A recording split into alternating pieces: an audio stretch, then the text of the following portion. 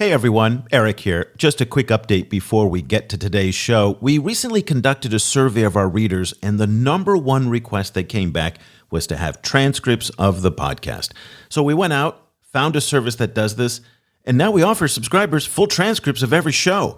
So when you sign up for a subscription to CAP, you'll get the transcripts, full access to thousands of articles in our archives that are all indexed by country and keyword, plus, of course, the daily newsletter that arrives in your inbox every morning at 6 a.m. Washington time.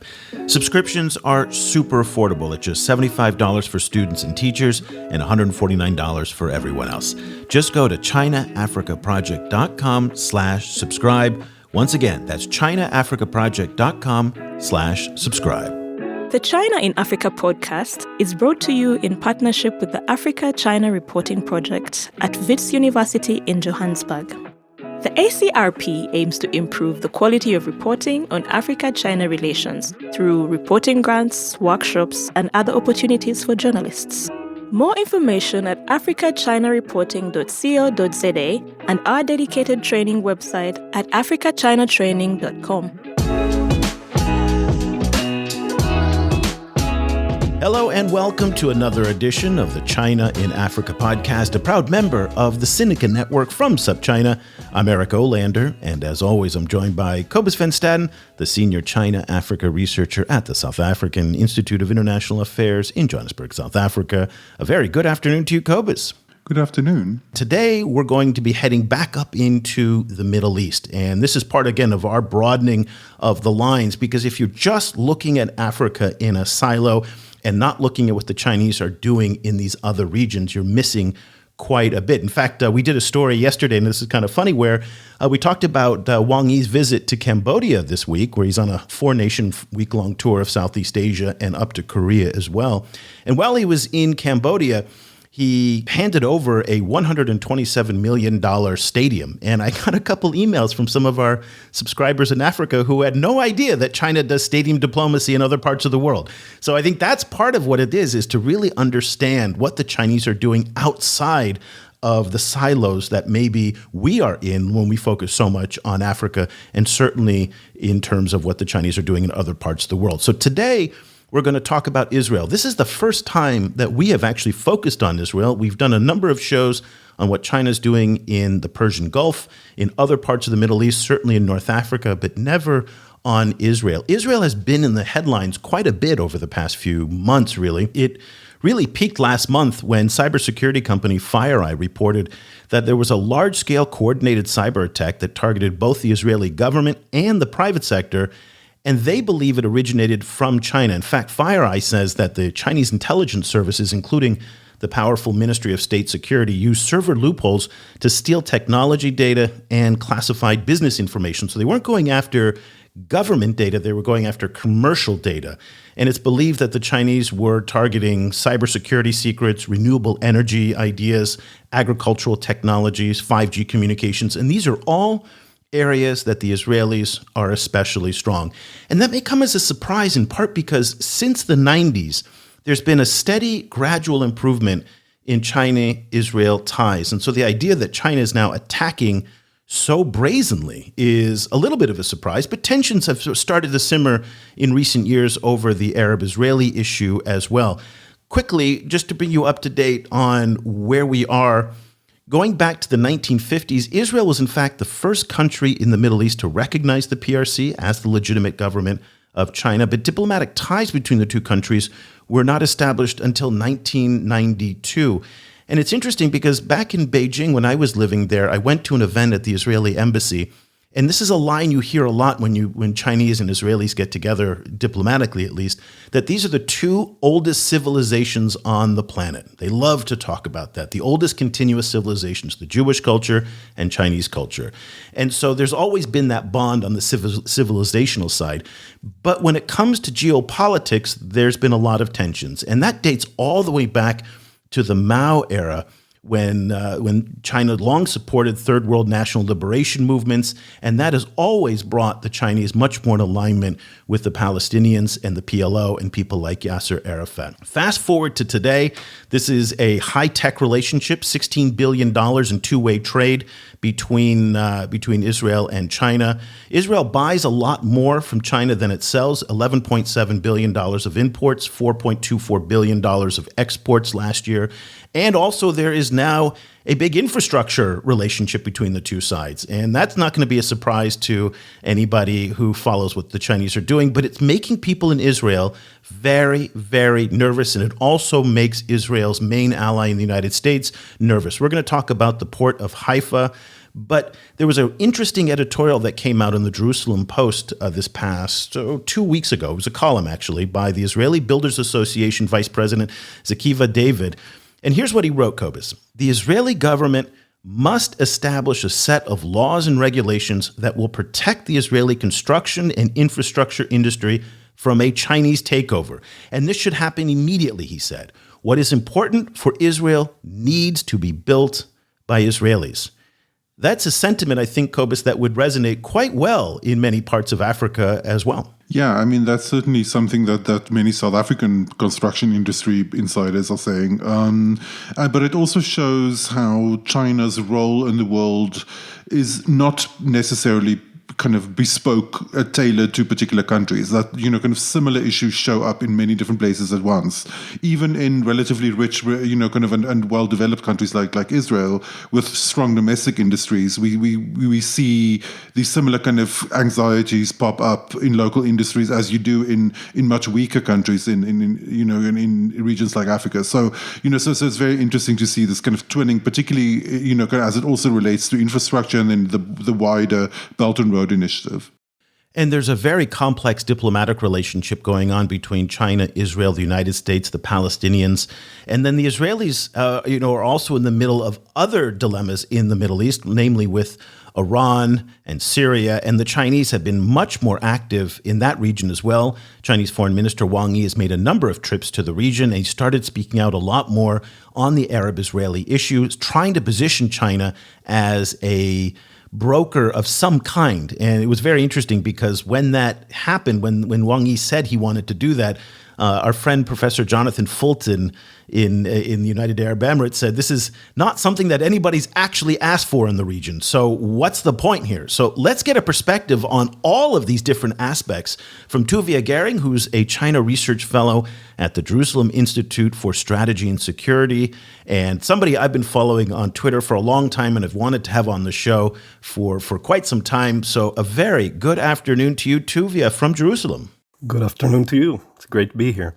It's wonderful to have you on the program. And again, just to start opening up this conversation about what the Chinese are doing and the complexities of the relationship with Israel, why don't, before we get too deep into some of the contemporary issues, let's start with that 1950s relationship and work our way back. Give us a little bit of an overview of the history of the China-Israeli relationship that we can then use as a foundation for the rest of our conversation. Sure. So, as you said, Israel was the first country to recognize China in the Middle East, but the recognition was not mutual. They were kind of like star-crossed lovers that were just not meant to be, in a sense that there was always a third party that intervened between their love. So most of the time was the US, but to a lesser extent, it was also the Soviet Union and the Arab and Muslims world. So I'd like to correct one thing you said. It wasn't that China was always supportive of the Palestinians. In the beginning, Israel was a socialist country almost. It was very leftist, and it was more leaning to the Soviet side than to the Western world. And China saw in Israel a power, well, not a power yet, but a country that could be joining the Soviet Union. So it wasn't always so acrimonious. But then, after the Korean War, there was a very strong lobby in the United States and among Jews that live in the United States to rescind the diplomatic relations or the recognition between Israel and China. And a couple of years later, after the Bandung Conference in 1955, China did the math, and it saw that on one hand you have a tiny Jewish state, and on the other hand you have the entire Arab League that boycotts the Jewish state. And they sided with them from then on. And moving forward to the more ideological phase of China's foreign policy, as you've said in the introduction, they supported all these radical movements. And at first, they didn't have any direct connections with the Palestinians. It was more through conduits like Nasser. But then in the 60s, they started to ramp up these connections. And in 65, the Palestinian Liberation Organization's chairman, Ahmad Shukari, he visited China. It was a very big deal. He visited with the chairman, and he was welcomed by a crowd of over 100,000 people. And since then, China has committed to the Palestinians economically and politically and militarily too. By 67, some report says of the IDF that the Palestinians were armed to the teeth, exclusively almost with Chinese weapons. Other reports say they qualify it that they didn't use most of these weapons, but still, you get the picture of this strong support to the Palestinians. Mao famously said to the delegation that the imperialists are afraid of the Arabs and China.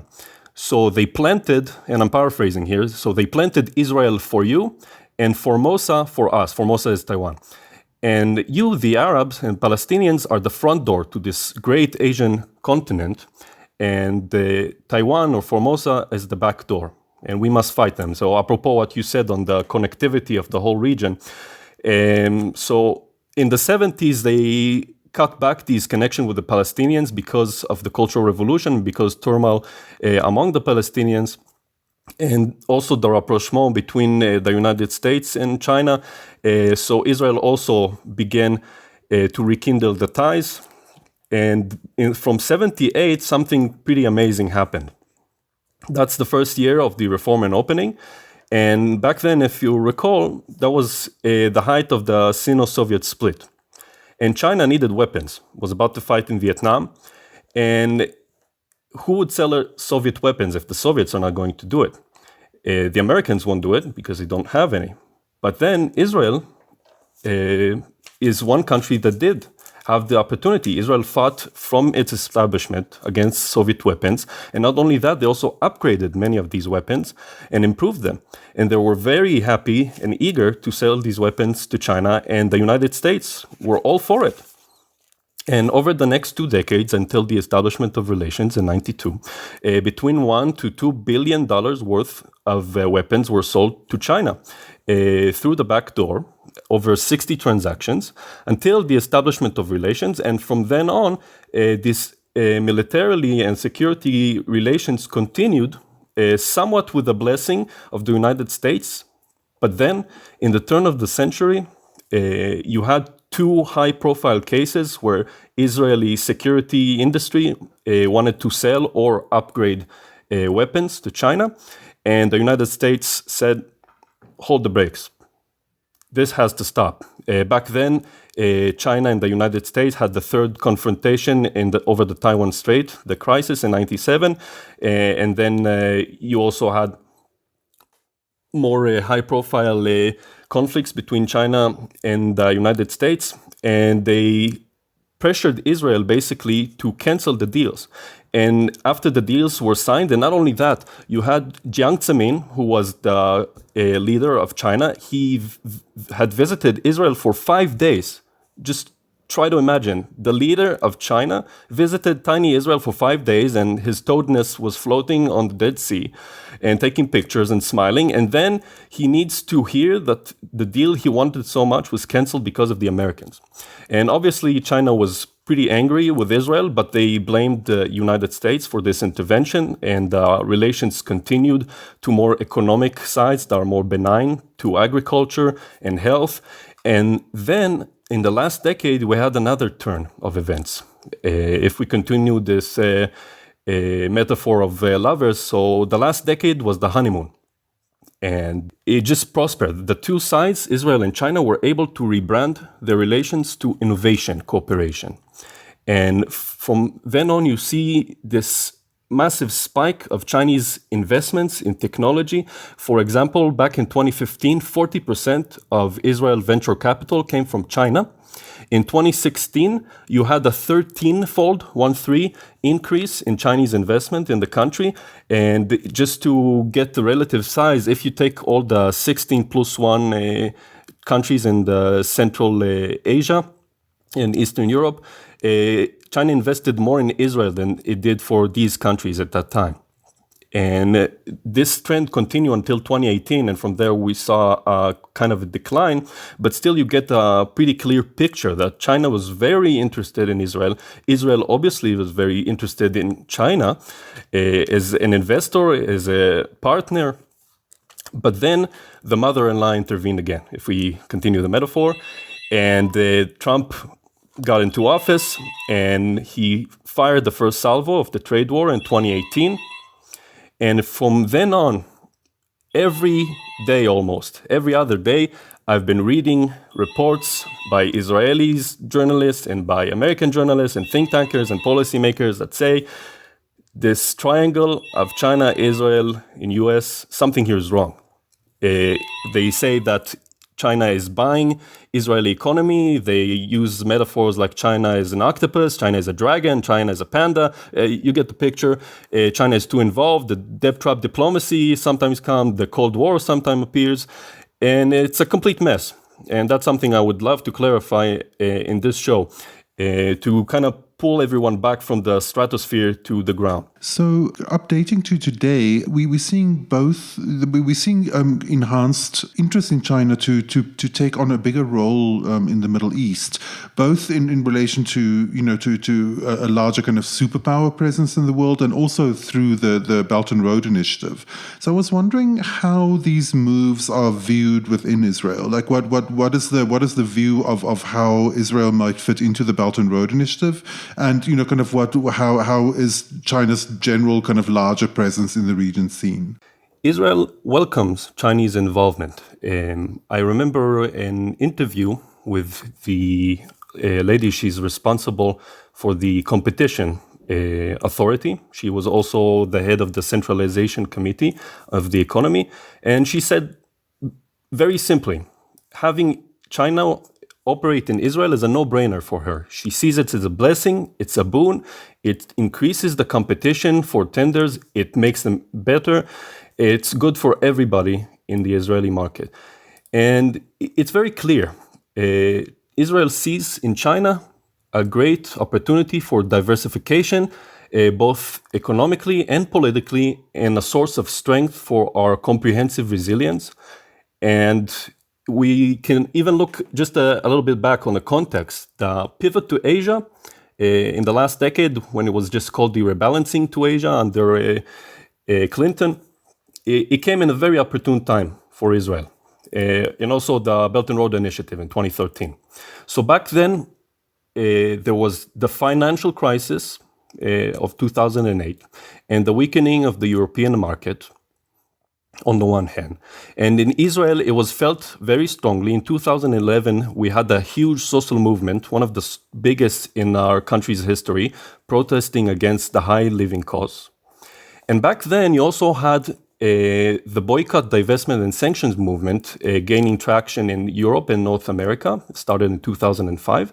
And if you recall, Obama administration and Netanyahu, the former prime minister, they weren't getting along too well. And then when you look to the east, all of a sudden, you notice that there's the fastest growing major economy in the world, and it's looking for you. So what do? You approach to it. And in 2013, Netanyahu visited China, and a week later, the government passed a decision, 251, to strengthen the relationship, the economic relationship between China and Israel. And it wasn't just China, it's important to emphasize, it was also India and also Brazil. So 3 of the BRIC countries that were have just met this week.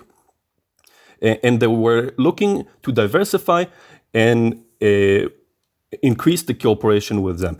And as you mentioned, I think in the beginning, about the Israeli and Chinese politicians, many of them like to say that they're ancient civilizations. So that's great for soft power moves, but still the main ideas that they do want to emphasize is the compatibility of the two economies.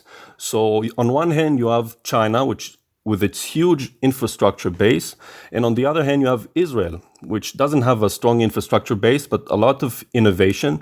In 2014 or 15, it was ranked as top most innovative country in the world, maybe second to the US. And Israel is also an export economy. Our workforce is pretty expensive, but China is relatively cheaper. And, it's a match made in heaven. That's, I think, Netanyahu said it. So in Israel, we do the zero from 0 to 1, and China takes the 1 to 100. And that's how they marketed it. That's how they promoted it. And that's how it's been going on since 2013. But if I could just stop you. So I think Cobus was also referring to the political side. And not once have I seen, and you probably will know much more about this than I do in terms of any positive response from the Israelis about active Chinese involvement in the Arab-Israeli political peace process. Let's put aside the innovation, the economy. Yes, they're a match made in heaven. That works really well. But on the politics, it's much more complicated. I haven't been reading that it's that lovey-dovey, hunky-dory, everything's wonderful on the political side. People are nervous in Israel because of China's ability to play all sides of the table in the Persian Gulf and the Middle East. Yeah, so I don't think you're wrong. I quite agree with what you said. But the crux of the issue is that Israel and China are able to live in a make-believe reality that they can separate between the economic and the security and political aspects of their relationship. And why I call it a make-believe? Because people are beginning to realize that this segregation is not something that can comport for the future of the relations. And it is true that many in Israel are worried of China's geopolitical involvement and their inroads in the region, and they are worried about China's involvement with Iran.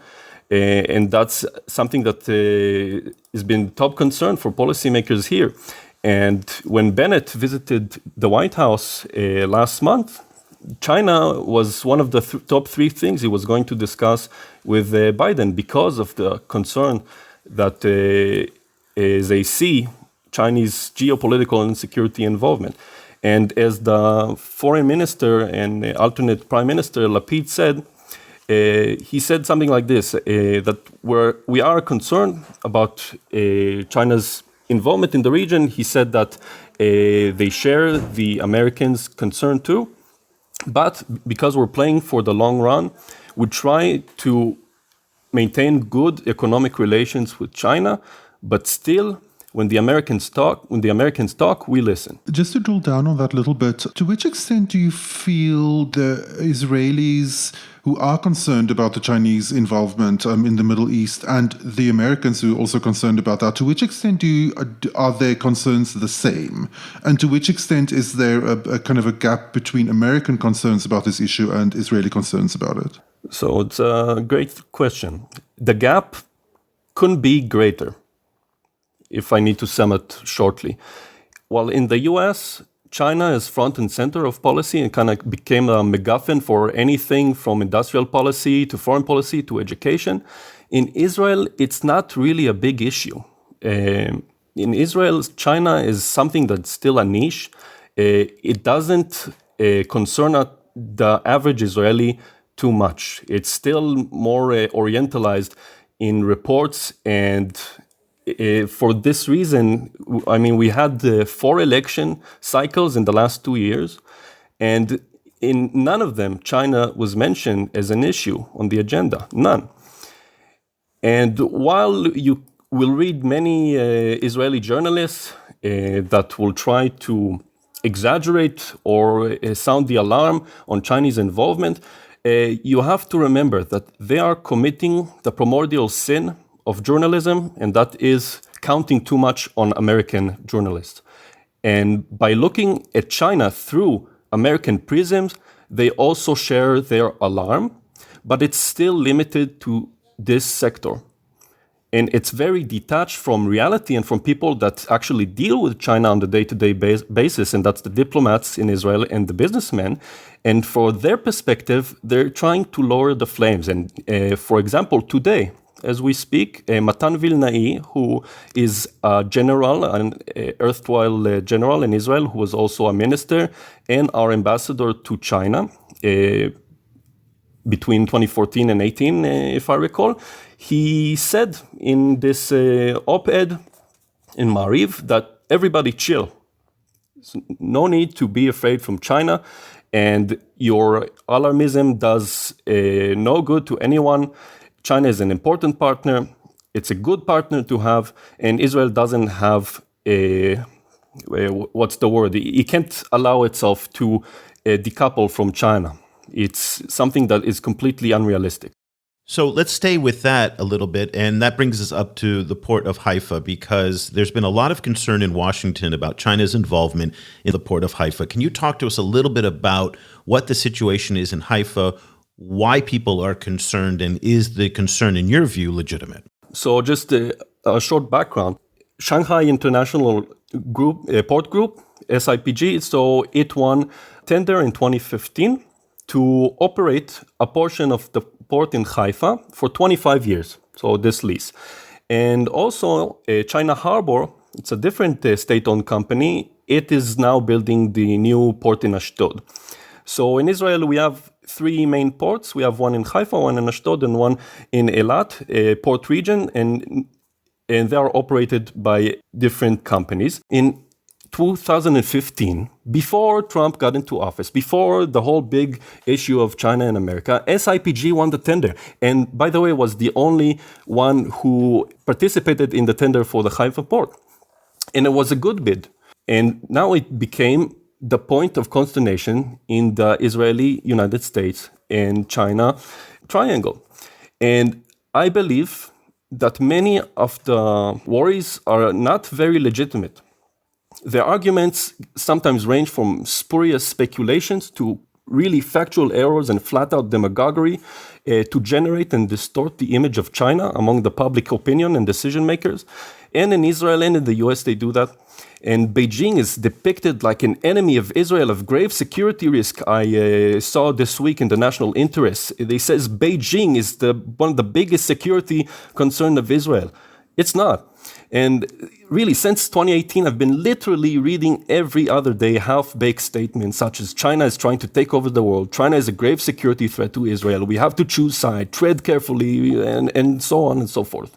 And how it started, and that is a fascinating masterclass in journalism.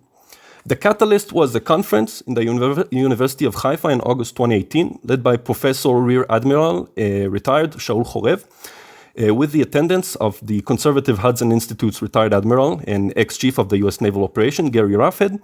They basically warned that the Chinese presence in Haifa and Ashdod raises security concerns about anchoring of the Sixth Fleet of the U.S. Navy on the Israeli shoreline, and that the Chinese port operators could monitor U.S. ship movements, and that Israel becomes basically a piece, a bolt in the Chinese chessboard of the Belt and Road Initiative, in its string of pearls, and it's a big case of the U.S.-China conflict. So from then on, you had some local journalists pick up this meeting in Haifa in 2018, and then it was translated by the Jerusalem Post. And from there, it was copied to a Haaretz in the Times of Israel and crossed the Atlantic to the United States. And then in the United States, soon you hear people going all the way up to the Senate talking about the Haifa port. And then it recalled back to here. And the head of Shin Bet, the head of the Israeli internal security agency, Nadav Argaman, in January 2019, and later the head of the National Security Council, Meir Ben Shabbat, also warned about the Haifa port. And then John Bolton, when he was still in office, he warned Netanyahu about it too. And according to some reports, even Trump talked about this with Netanyahu. And it just turned to be a big mess, and the snowball continued to roll and roll until today, that we had the head of the CIA last month, Bill Burns, visit Israel and discuss the Haifa port. And it is surrounded with so many myths that I'll be very happy to break right now. So contrary to the reports, China did not gain control of the port. Unlike Greece or Hambantota, Israel has no issue of debt. We're not. We're doing a pretty fine condition, alhamdulillah. It only manages the operation of a portion of the port, less than 10% of it, 2 wharfs to be exact, about 800 meters long. The Israeli regulators still have the final say on what ships can come and what ships can go. And more than that, although they won the operation, it is Israeli workers that mostly operate the port. And another point that was made in many of these reports that it wasn't vetted by the security mechanisms in Israel. And that is not true. Israel extensively vetted the Chinese proposal and found the security risk manageable. We had the spokesperson of the Ministry of Transport in 2014. Before the bid even started, they handled consultations with the Authority of Ports in Israel and the Israeli Port Company.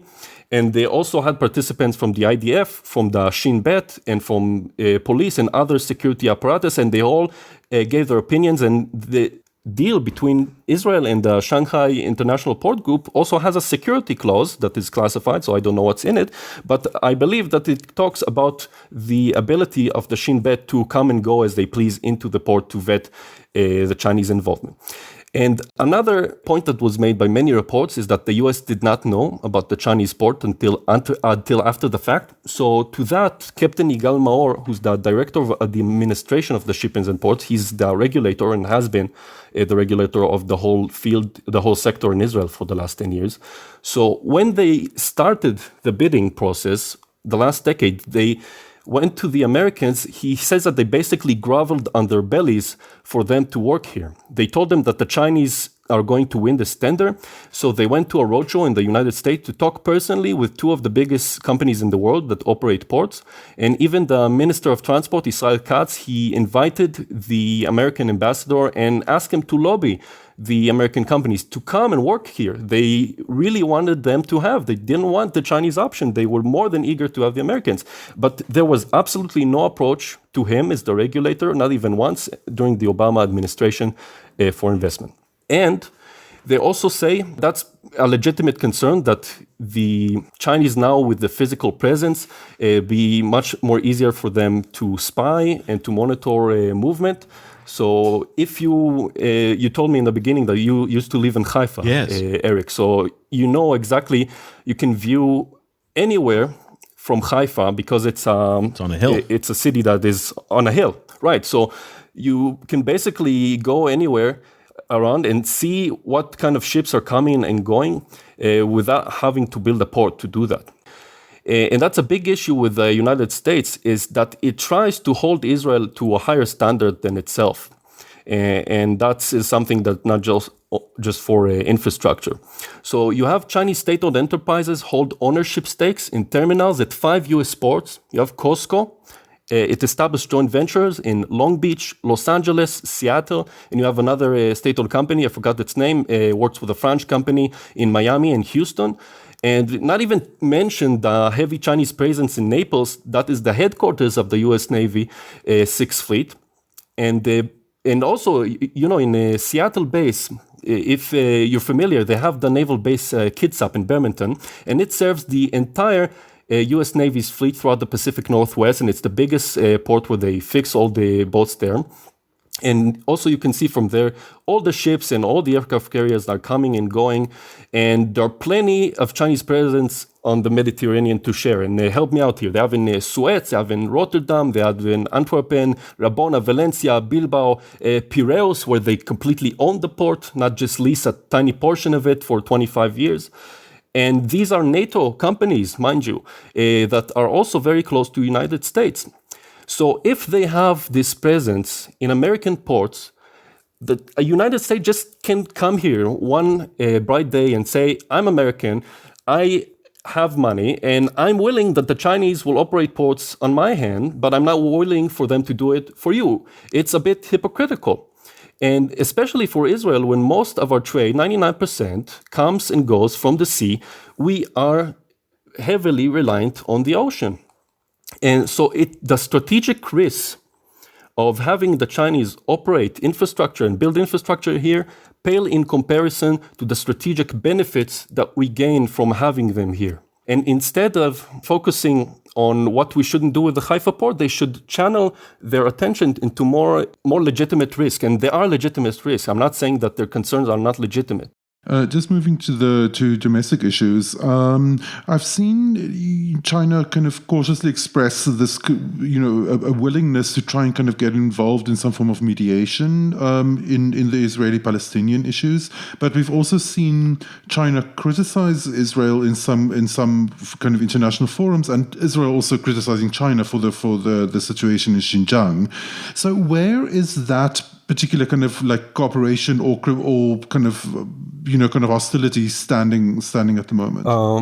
So it's a good question. So since the diplomatic relations were established 30 years ago between Israel and China, there's been this tacit understanding, quote unquote, between the two countries, under which Israel has learned to accept China's conflicting behavior over pragmatic considerations. So Beijing, in this agreement, is allowed to continue its long-standing vocal support for the Palestinians and even criticize Israel on international platforms in order to curry favor with the Muslim and Arab countries. It can portray itself as a responsible power, claim to be a champion of the global South and developing world. But when it comes to international probes into human rights and to other sensitive matters, each side should mind its own business. And at the same time, Israel de facto banned Chinese companies from our digital infrastructure, but it still does not side with the exclusive initiatives from the Americans, like the Clean Network Initiative. And similarly, Israel allows Chinese to build here infrastructure and ports, but still it does not become an official member of the Belt and Road Initiative. So through this intricate dance that China and Israel managed to strike this balance against all these exogenous pressures and maintain a very cooperative, if not cordial, relationship. However, China breached this mutual agreement during the recent fighting in Gaza in May 2021. As the rotating president of the UN Security Council, China has not only prompted 5 meetings against Israel, but it also given state media, diplomats, CCP members, popular bloggers, and nationalists free rein to lash out against Israel, sometimes with highly anti-Semitic and anti-Zionist vitriol. Furthermore, while emphasizing its sincere friendship, quote, with the Palestinians, China places blame especially on Israel, quote again, and has consistently failed to emphasize with Israeli civilians. And that's something I wrote in my piece to the Asia Times. And China is not afraid to voice its opposition to terror in Afghanistan, as we see now every other day, but it fails to recognize the Palestinian terror Israelis have been facing and suffering for a century. To make matters worse, Beijing is keeping the Iranian nuclear deal afloat by providing a lifeline to this tyrannical regime that underwrites Israeli adversaries and promises on a weekly basis to wipe us off the map, making it very impossible for me to record more podcasts in the future. So this Chinese co-sponsoring, for example, of the UN, that's what you mentioned, Cobus, in your question, the UN Human Rights Council. The irony wasn't lost on Israel when it voted with the Canadian initiative on China's abuses of human rights in Xinjiang and Hong Kong and Tibet, because a month earlier, China itself was co-sponsoring, using this forum, an international commission to investigate Israel over the May conflict. So, I don't think this is a good direction that Israel and China are going through. And I also don't agree with the reports in Israel and the US that says that Israel has done some sort of policy shift on this regard. I don't think it was a policy shift, quite the opposite. I think it was a signal to China to return to the status quo of how relations were. Do this under this tacit agreement where, China can still criticize Israel, but it can enjoy the bystander effect when it's one voice of many. But when it leads these initiatives against Israel, now it breaks the rules of the game. So that's something that is not good both for Israel and for China. But that's probably not going to happen, that the Chinese are going to go back to the status quo. That was a different era. That was not under Xi Jinping, that status quo. That was under Hu and Jiang and previous presidents. It seems that Xi is taking a much more assertive line, particularly in the Middle East, and wants to really be a player in this region. Maybe not to replace the United States on that level, but it definitely wants to have a much larger role. And as you've pointed out, it's taking a side here.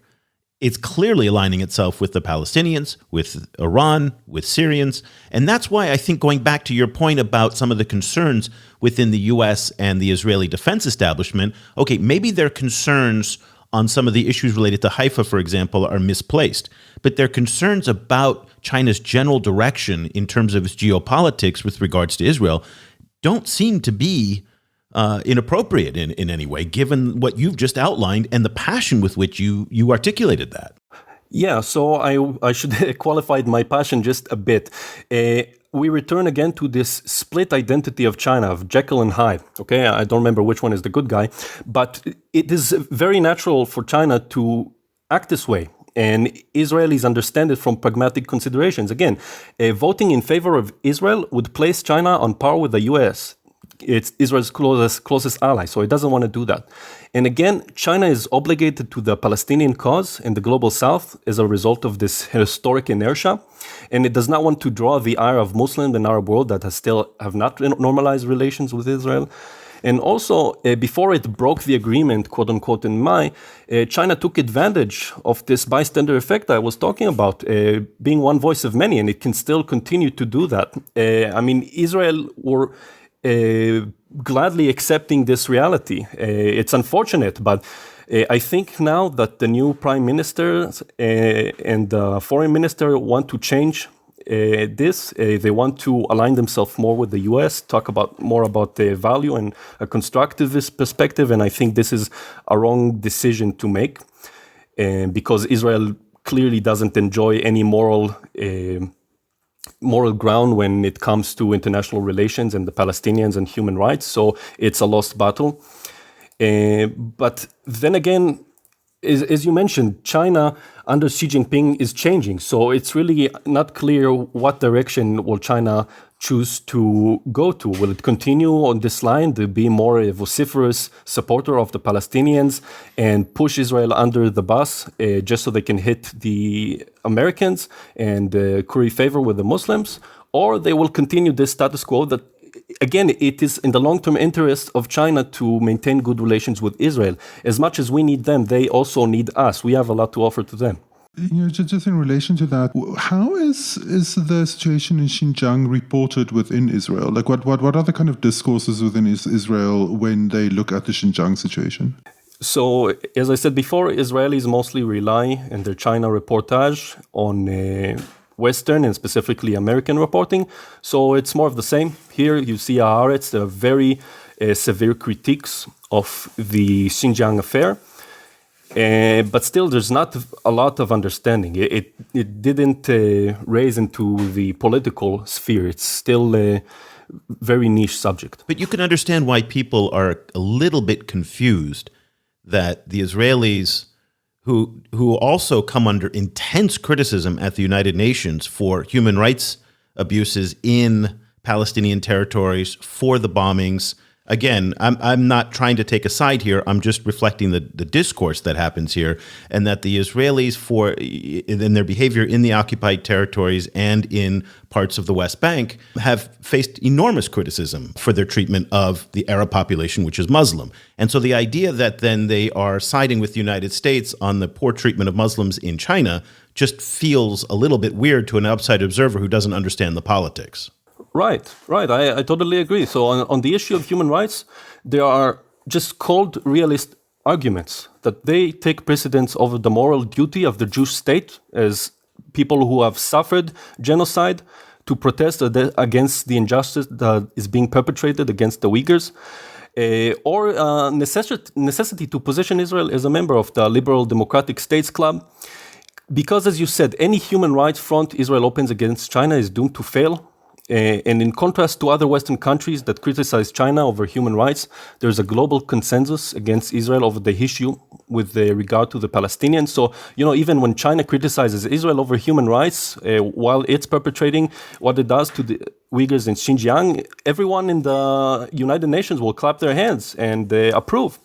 And the last thing that Israel needs is for China to deploy the world's largest propaganda apparatus to intensify the international pressure that already exists and to initiate this support for the currently non-existent indigenous BDS movement, or to strengthen the anti-Semitism, anti-Zionist MI see every week now online. And it is very tempting to draw a connection between the Palestinians and the Uyghurs, and many have done so, also in China, by the way, and you are welcome to view in CNKI. Just write these two keywords. It is very interesting to see. But beyond the virtue signaling, I don't think there's a very good comparison, and I'll stop at that.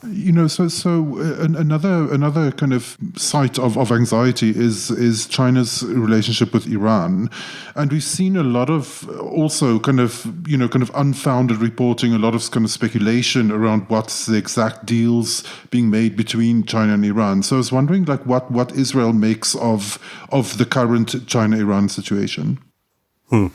Yes, so Israel indeed is worried about Chinese involvement in Iran. It is China that single-handedly kept this regime afloat during the maximum pressure campaigns of Trump. And Israeli observers do look at the security cooperation, which includes the arms sales, which stopped after 2015, as far as I'm aware, unless there are some deals that are under the radar, according to some reports. And then you have this 25-year comprehensive cooperation agreement between Iran and China, and that also drew the attention of many in Israel. And again, we have this very alarmist reports that we have a new axis of evil forming. Last week I read something that in this axis of evil, China is the underwriter or something like that. And in my writings, I try to calm everyone down and bring him back to reality. And you've discussed the deal in quite length in your show with Bill Figueroa. So I don't think we need to get into too much details in this, but it is still a very big concern. And the biggest implication for Israel is more on the symbolic and diplomatic fronts. As a Chinese Middle scholar, Zhou Zhiqiang, he wrote pretty recently that the relations between China and the Middle East are becoming institutionalized by the day. So Israel doesn't want to see this kind of regime institutionalized. And by the way, nor does GCC countries, nor Egypt, that they are also on the business end of Iran's guns. But there's really not a whole lot they can do about it, though, right? Yeah. That is the reality. Again, we have to face reality. And remember, we like to think of ourselves as a big superpower, but Israel is tiny, and we don't have a lot that we can do. But yet, now some things have changed. And that is thanks to the Abraham Accords. The Abraham Accords is a game changer in that it creates this bloc of countries with Israel and moderate Sunni countries in Egypt.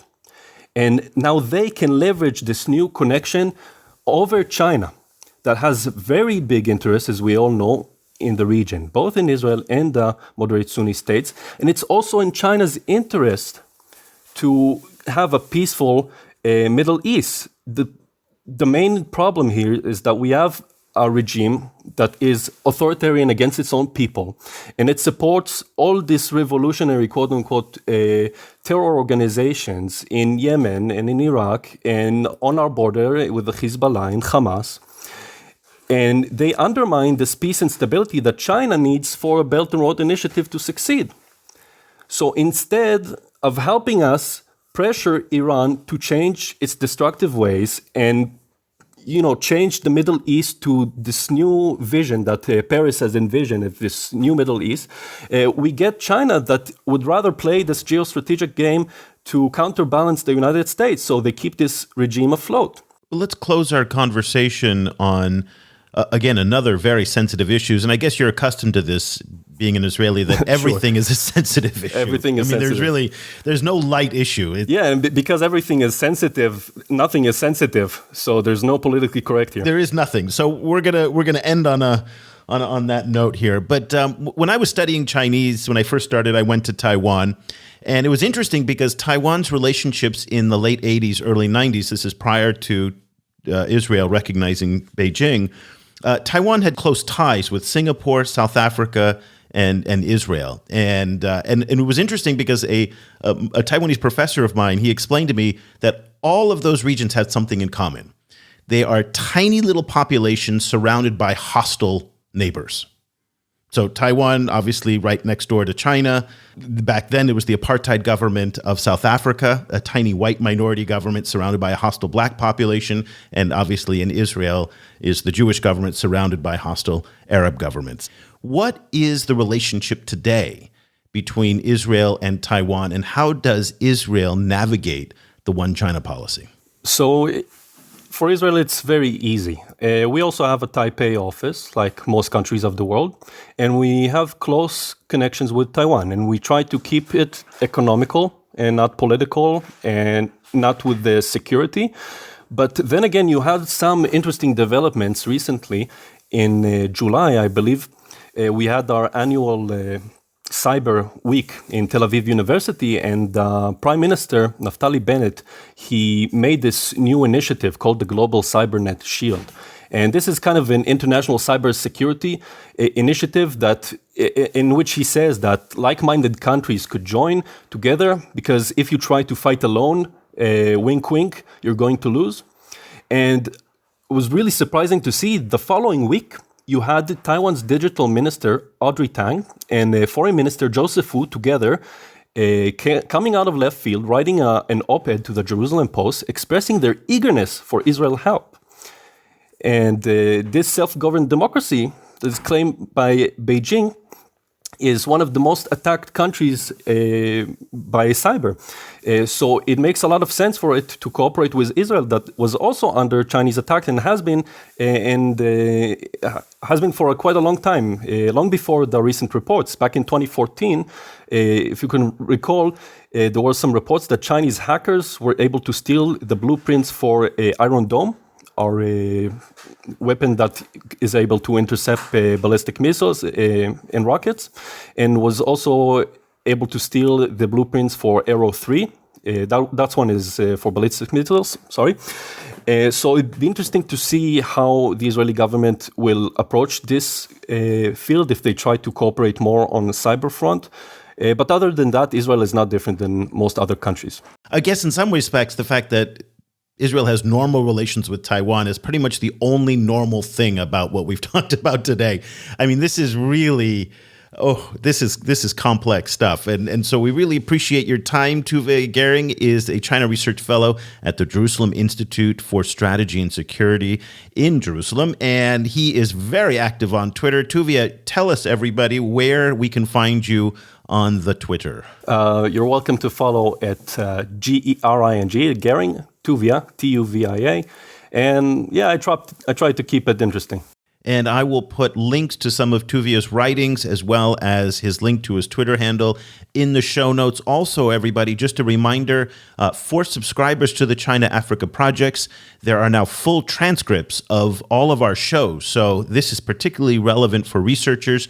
And if you want to quote what Tuvia is doing, you will have to get a subscription to the China Africa project. But we are now loading up full transcripts on our website as well. So it's a nice little enhancement. Tuvia, thank you so much for joining us. We really appreciate it. Thank you. It was all my pleasure. Cobus, this hour-long discussion is just 1 hour.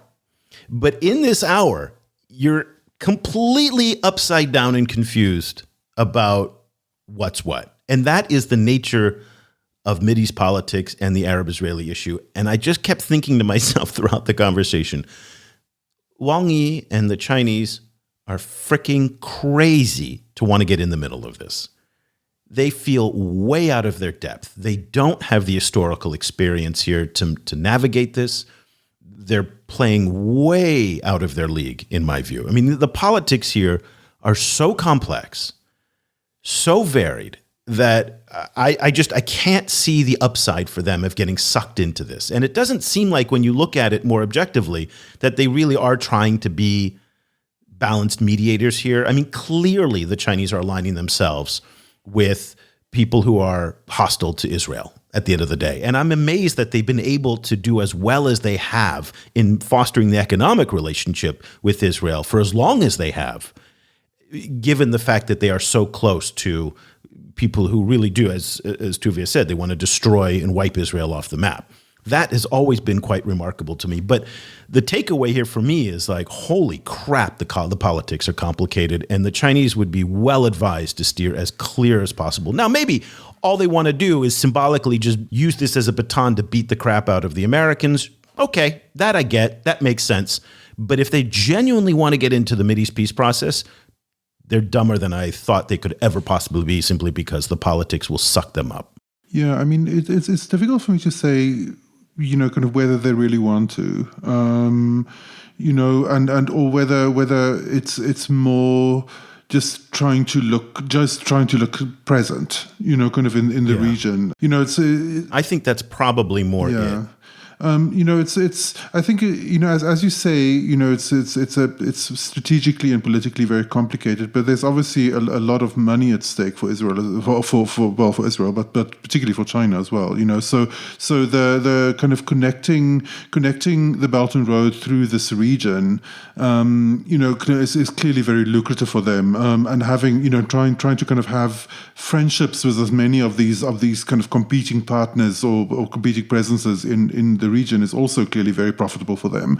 So so a lot of it may well simply be kind of mostly commercial kind of engagement, and then the way that China frequently does that kind of like politico-commercial engagement, kind of where the bulk of the engagement is actually commercial, but there is some kind of politics sprinkled in there for, kind of for optics. So let me just now contradict what I just said in terms of that they might be out of their league in this part of the world.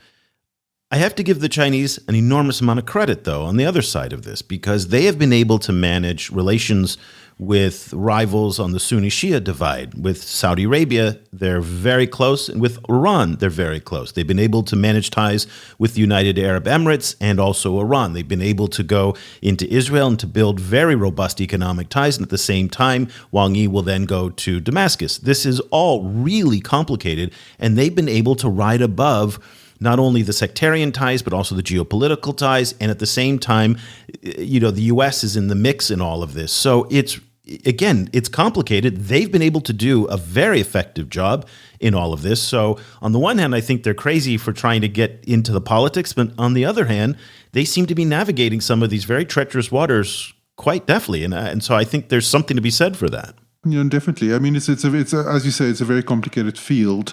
It made a lot more complicated by as Tuvia pointed out, that there's a kind of a media back and forth, media conversation, and occasional kind of media mind meld.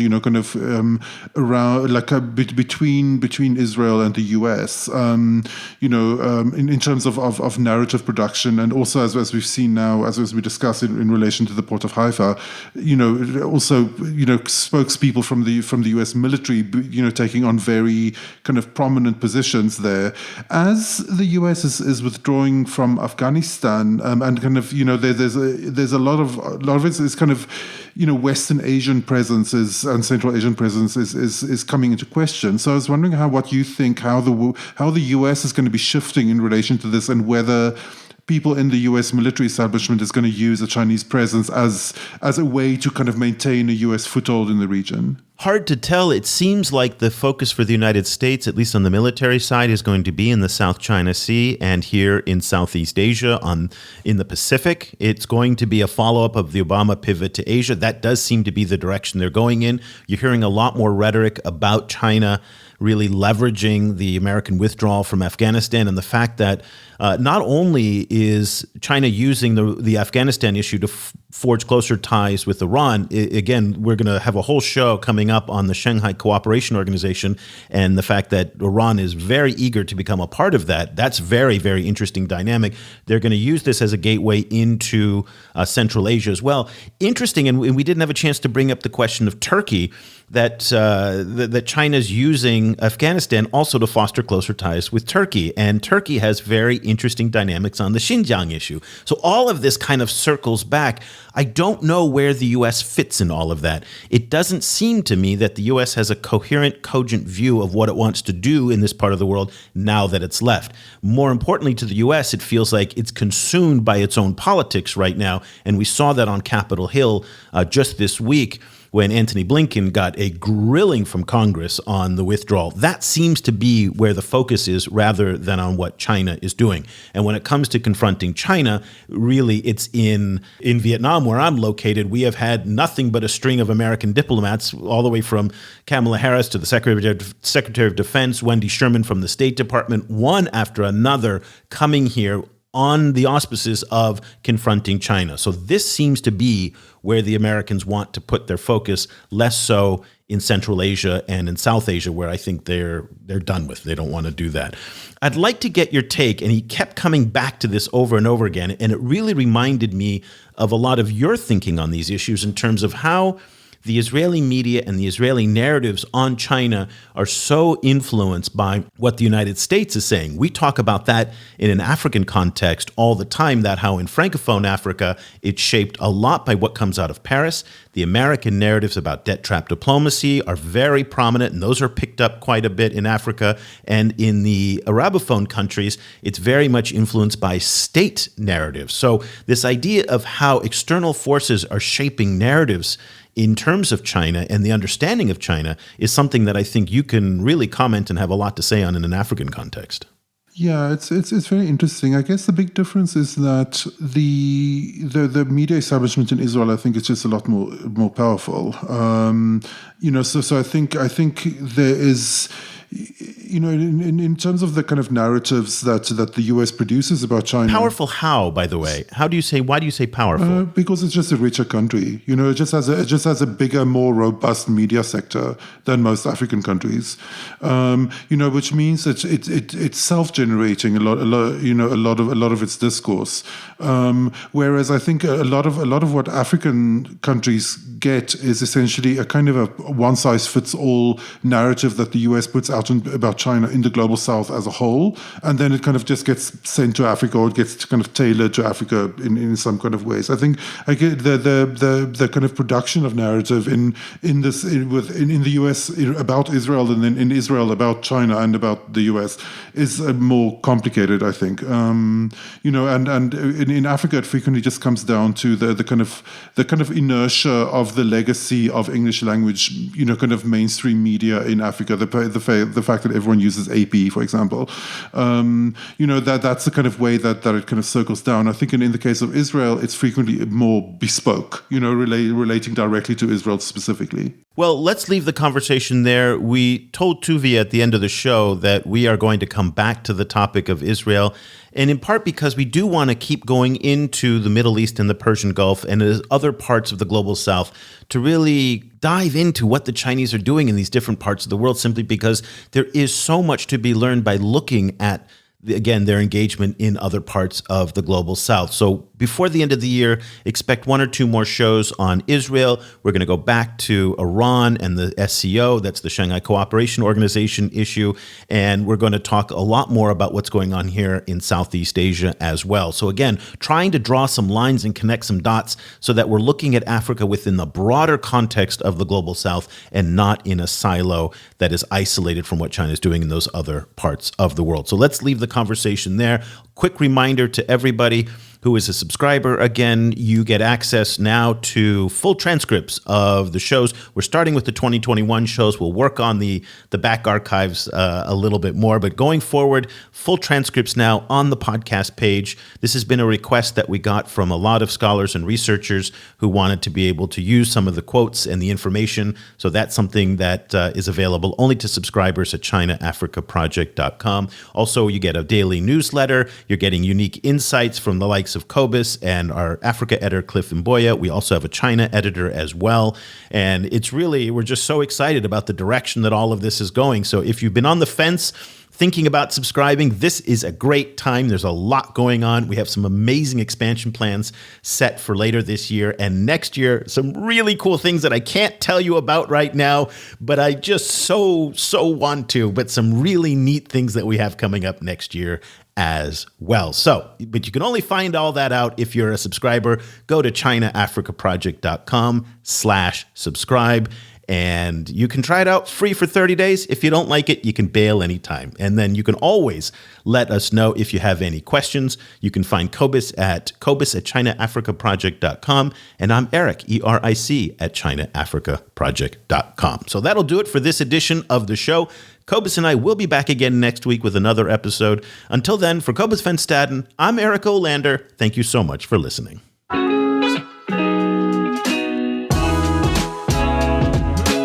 The discussion continues online. Head over to facebook.com/China Africa Project to share your thoughts on today's show. Or follow the guys on Twitter. Eric's at Eolander, and you can find Cobus at Stadenesque. For more information about the China Africa Project and to sign up for our free weekly email news brief, go to ChinaAfricaProject.com.